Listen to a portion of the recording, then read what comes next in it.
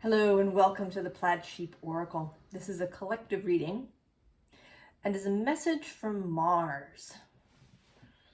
I did Pluto, or I received Pluto's message, and I've sort of been dancing around Mars, I guess, his passage through Cancer and Leo and back and forth, and that he will be in this opposition to Pluto. But it seemed like I should speak to him directly about the current moment, this opposition with Pluto. The card that came out, interestingly, is Mental Clarity. And it's getting really clear on what you want.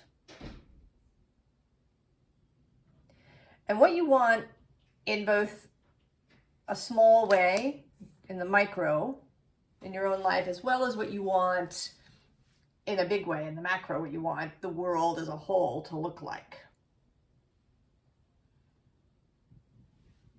So getting really clear on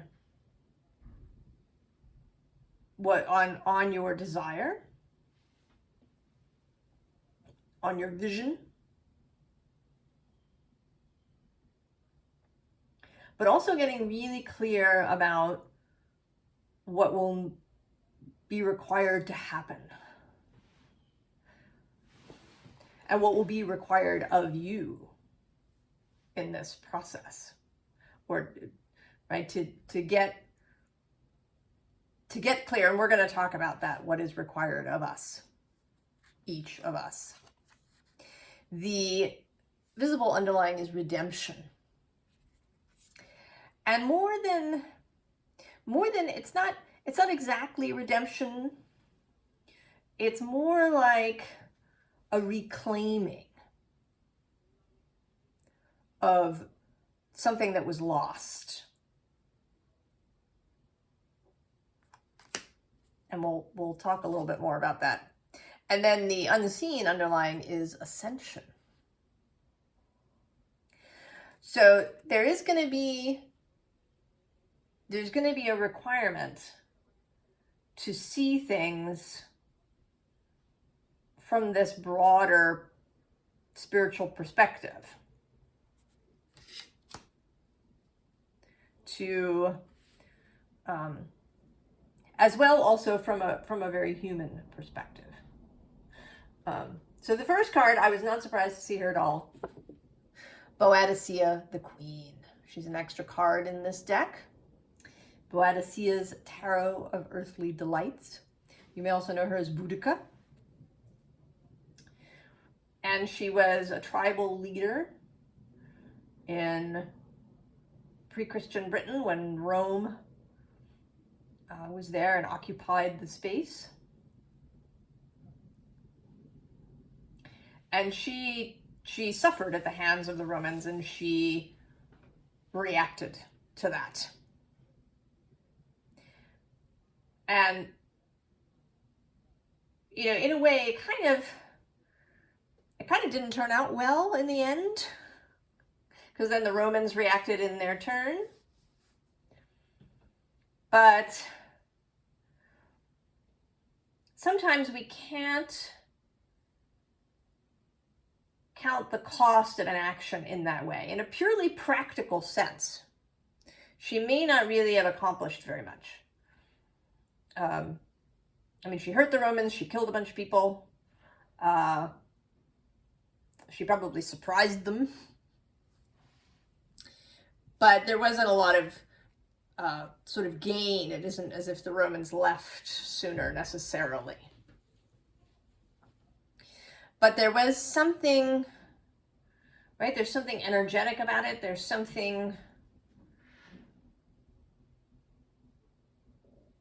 there is this heroic aspect of it that is Mars, and that I think we need some of these things as human beings So that it might not be possible to have a world that is wholly peaceful, right? Where there's just peace everywhere all the time.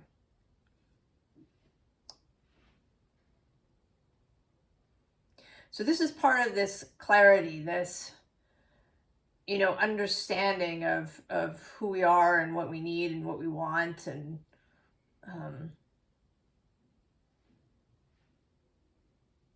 what enlightens us.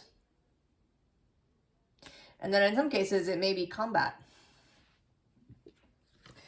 Below that, we have the 6 of Aether. You know, perhaps a change in mindset. And then the Tower. The Mars card in the deck. And also, actually, this 5 of Aether. It's one of my favorite 5 of Swords cards.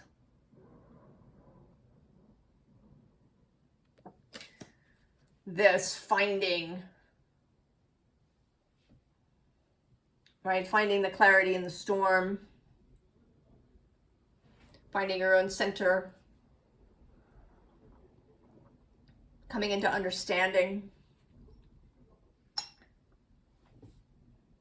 about what you want and who you are and what sort of world you want to live in. And the bottom of the deck is the 10 of Fungi. So this, that it is and always will be a group endeavor. So this is this reclamation, this redemption of really understanding that it is, that we are a communal species. That we are at our best when we work together.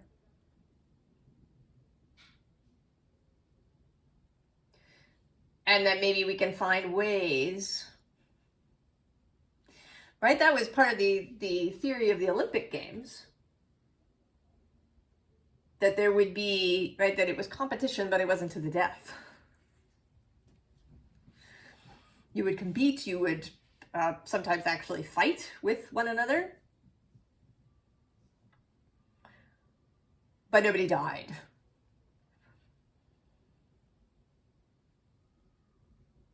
So how to, that maybe some of this new world that we wish to have, the world that we want to live in, needs to include this Mars aspect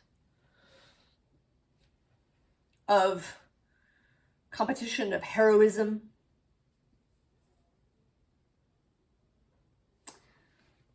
Also with the Emperor here, of leadership.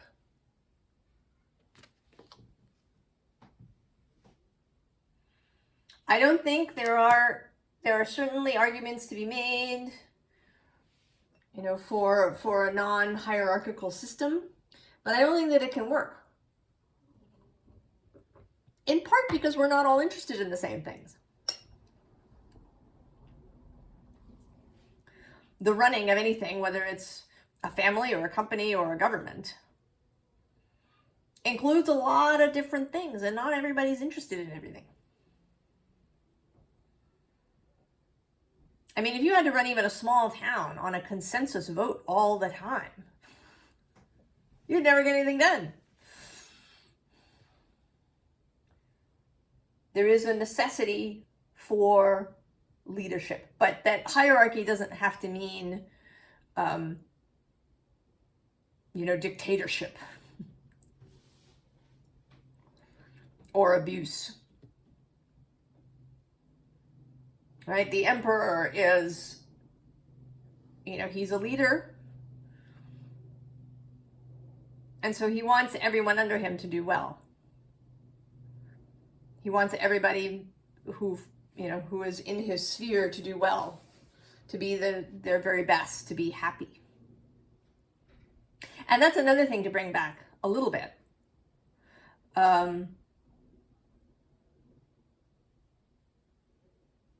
Is kind of the idea of a win-win scenario.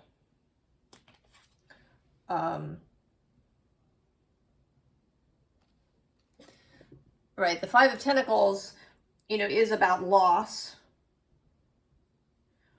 And that sometimes that there's, right, we want to hold the ability to hold two different perspectives. One, that there is an aspect of human nature that really enjoys and maybe even needs competition. You know, if we're not having the zest, the juice of going and hunting, or, you know, kind of living on the edge as hunter-gatherers may have done, that we still need an outlet for the Mars principle.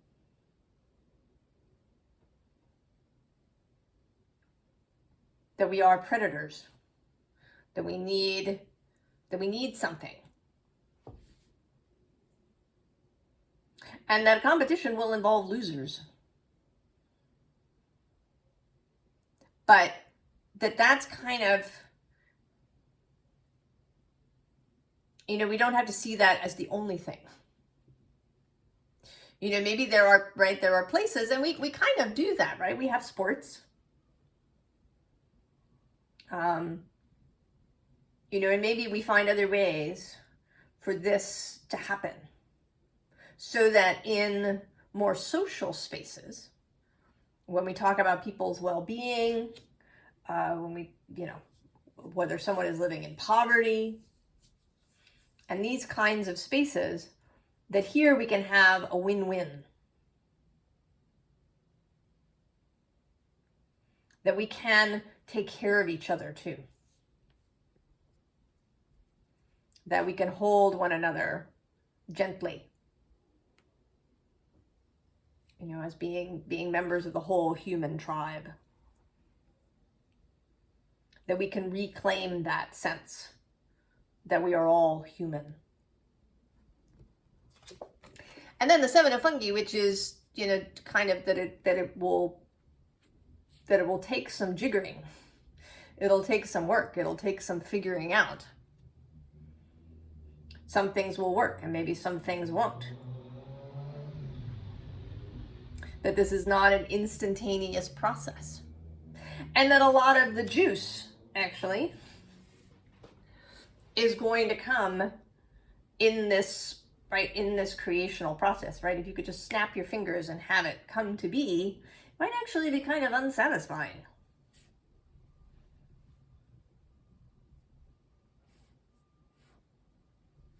And so we have bravery.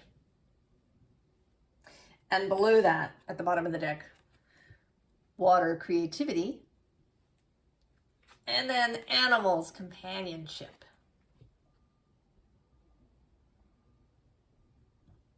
So the courage comes in, I think, most strongly, not in war, but in being companionable, in talking to one another about our needs, our desires. And I just saw it, so I have to show it. There's magic under that, and actually pressure and power. Oh, and one more. North expansion. Oh, and earth home. Stop now. So the real courage is in extending your hand to somebody and saying, you know, tell me about your life. What is it that you desire? How do you want to live? What turns you on? What scares you?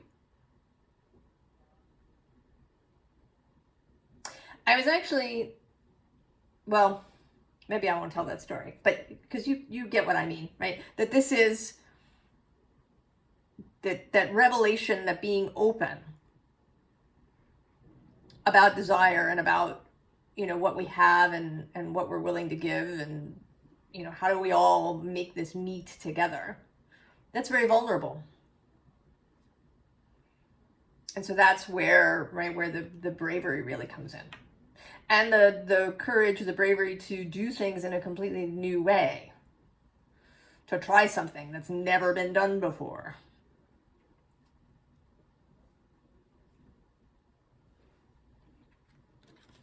And so we have magnetism, attraction.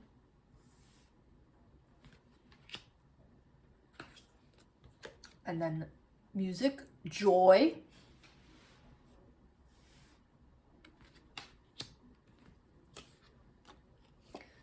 And then this electricity, wildness.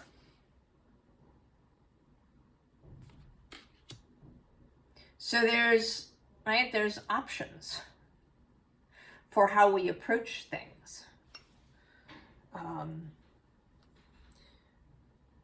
To be really open to joy.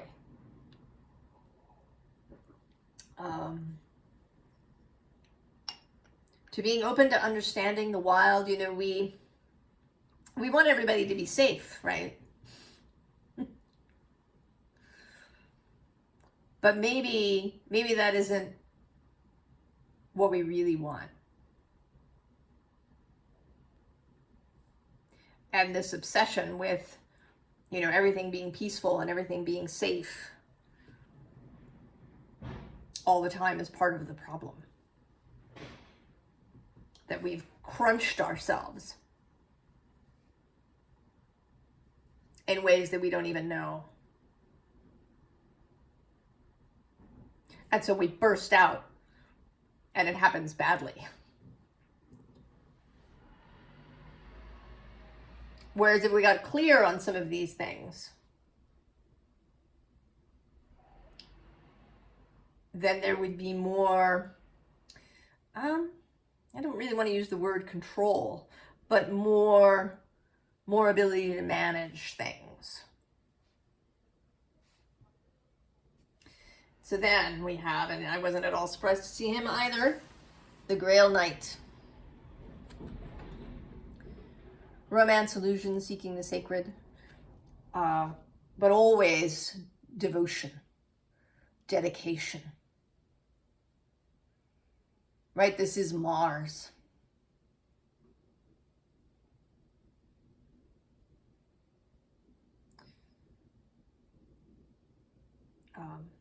You know, I remember Joseph Campbell has this trine.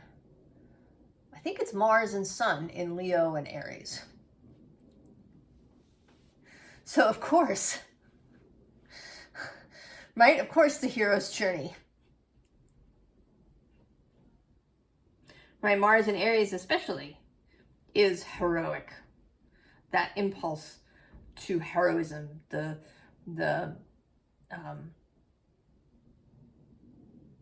you know, that desire. I think we shame and denigrate some of these maybe primal desires that we have. To heroism, also to being taken care of, to surrender.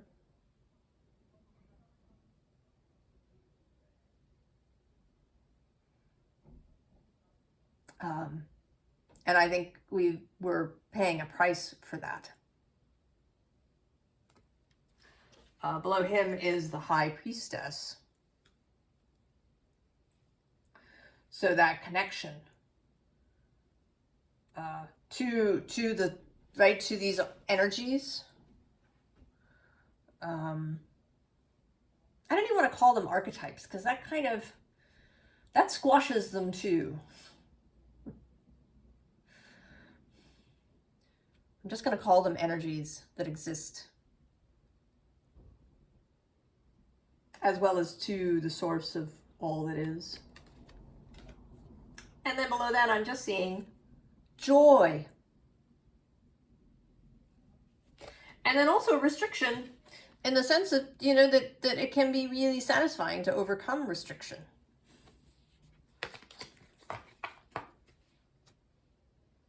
You know, would you want it if it was really easy? Or maybe you'd want it, but it would be kind of a little anticlimactic if it just showed up. Right? How many things do we put into our lives to challenge ourselves in some way, right? How many video games do we have? novels and TV where we can, live vicariously. What is it that we're really looking for? The unseen underlying here is wealth. So to live a wealthy life, to exist in a wealthy world,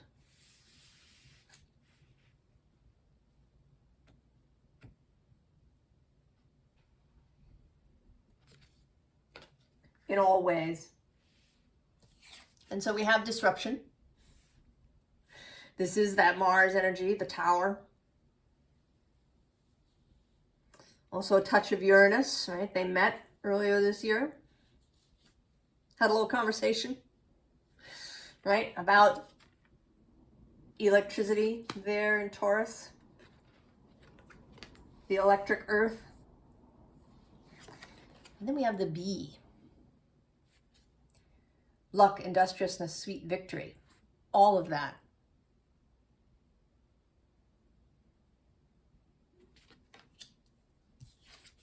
And then death. Pluto. Showing up. In a cameo appearance. That there may be things that will have to end. Because they no longer work. That if we want to create this world that is very human, where we kind of honor all of the aspects of the human spirit and human desire and are able to hold that.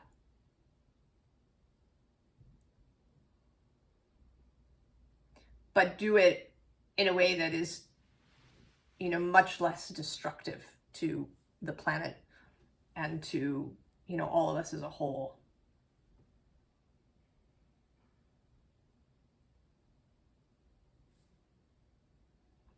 And that it's going to take imagination to do that, right? Creation and courage. And that, right, that connection to source, to channel an idea that we've never had before. I think that if you are concerned, maybe even frightened by this upcoming Mars-Pluto opposition, think about it this way. Think about it as a whole new way to find, right, to find a whole new way of society where the different aspects of humanity are honored.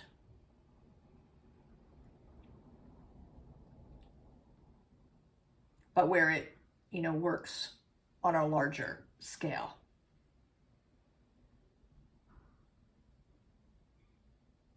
And I don't know, if you're going to ask me what that looks like exactly, I don't know.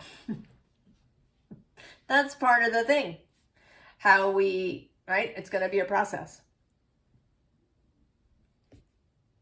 So think about the aspect, the transit, as generative, as cracking something open, as allowing, right, the inspiration to arrive.